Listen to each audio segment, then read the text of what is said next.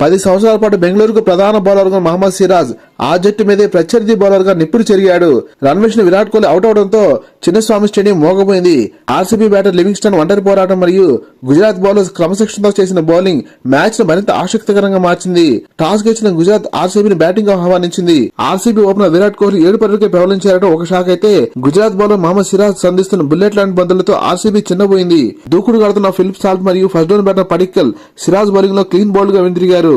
42 పరుగులకి 4 వికెట్లు కోల్పోయిన ఆర్సీబీను లివింగ్స్టన్ మరియు జితేష్ శర్మ ఆదుకునే ప్రయత్నం చేశారు. కానీ గుజరాత్ కెప్టెన్ శుభ్మన్ గిల్ బౌలింగ్ లో చేసిన మార్పులు మరియు సాయి కిషోర్ కట్టుదిట్టమైన బౌలింగ్ తో ఆర్సీబీ భారీ స్కోర్ చేయలేకపోయింది. ఆర్సీబీ టాప్ స్కోర్ గా నిలిచిన లివింగ్స్టన్ 40 బంతుల్లో 1 4 5 6తో 54 పరుగులు చేయడంతో బెంగళూరు 20 ఓవర్లలో 8 వికెట్లు కోల్పోయి 169 పరుగులు చేయగలిగింది. గుజరాత్ బౌలర్స్ లో సిరాజ్ 3 వికెట్లు మరియు సాయి కిషోర్ 2 వికెట్లు పడగొట్టి పరుగులను కట్టడి చేశారు. 170 పరుగుల టార్గెట్ తో బరిలో దిగిన గుజరాత్ ఆరంభంలో వికెట్లను కాపాడుకున్న దృష్ట్యా నెమ్మదిగా ఆడింది. గుజరాత్ కెప్టెన్ శుభ్మన్ గిల్ 14 పరుగులకు అవుట్ అయినప్పటికీ మరో ఓపెనర్ సాయి కిషోర్ మరియు జోస్ బట్లర్ గుజరాత్ ముందుకు దూకించారు.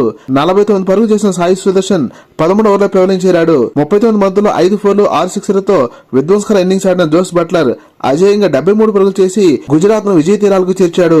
మరో బ్యాటర్ రూదర్ఫర్డ్ కూడా చివరి వరకు అజేయంగా నిలబడి తన వంతు బాధ్యత నెరవేర్చాడు. కేవలం 2 వికెట్లు కోల్పోయిన గుజరాత్ 18 ఓవర్లపై టార్గెట్ ని ఛేదించి ఆర్సీబీపై ఘన విజయాన్ని నమోదు చేసింది.